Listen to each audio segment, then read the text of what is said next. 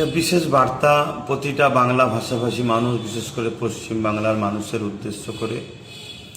আমরা নিশ্চয়ই জানি আগামীকাল 4 মে 2026 পশ্চিমবাংলার বিধানসভার ফল প্রকাশ হতে চলেছে। কে জিতবে কে হারবে সবটাই মানুষ যার পক্ষে বেশি রায় দেবে সে জিতবে।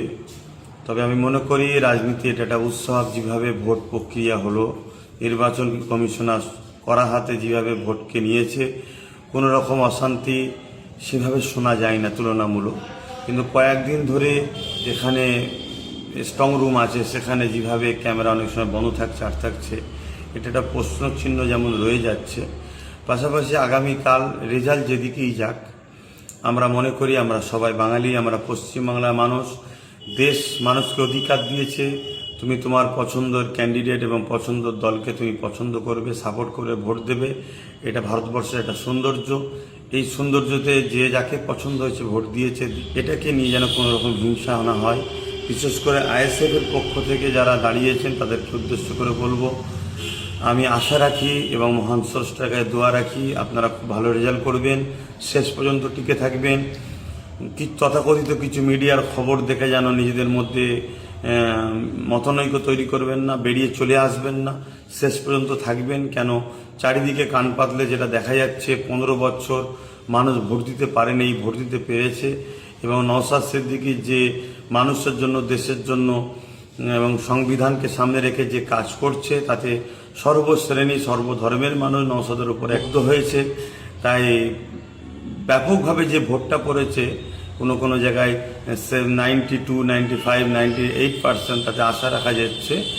এবং কান পাতলেও শোনা যাচ্ছে যে আইএসএফ যে জায়গায় দিয়েছে খুব ভালো রেজাল্ট করতে চলেছে। তা আপনারা শেষ পর্যন্ত থাকবেন এবং আশা রাখবো। দুটো কথা আপনাদেরকে বলবো, নিশ্চয়ই আপনারা, আমি সবাই জানি, লক্ষ লক্ষ মানুষ এখন তাদের নাগরিকত্ব ভোটার তালিকা অনিশ্চিত হয়ে আছে। অতএব সেই জায়গায় জয়ের পরে আইএসএফের যারা করছেন, বিশেষ করে তাদের উদ্দেশ্য করে বলছি, সেরকম আনন্দ ফুর্তির মধ্যে আপনারা জড়াবেন না।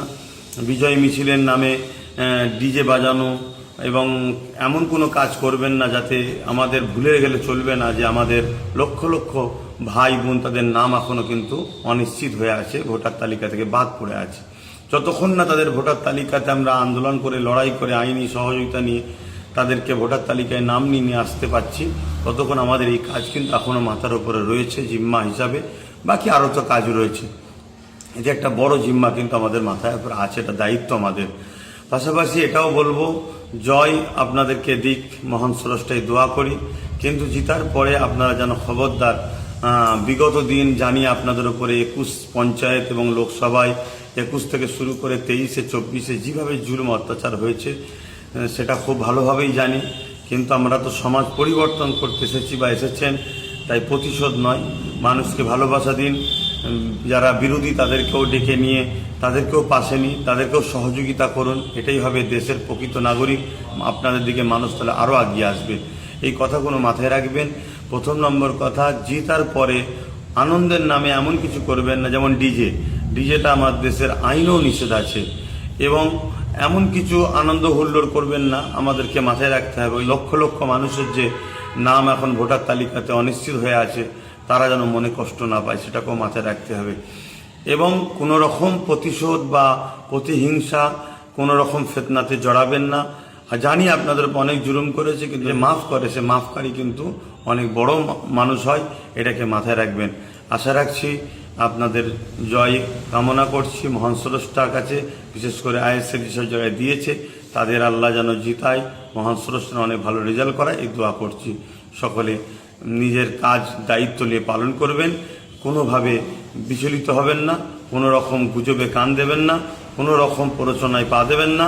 তথাকথিত গদি মিডিয়া বিগত সময় যেসব করেছে, আর রেজাল্ট বাইর হওয়ার আগে দেখিয়ে দিয়েছে অনেক সিট অমুক আগিয়ে আছে, এরকম কোনো খবরে গুজবে কান দিয়ে নিজেদের মনকে ভেঙে ফেলবেন না।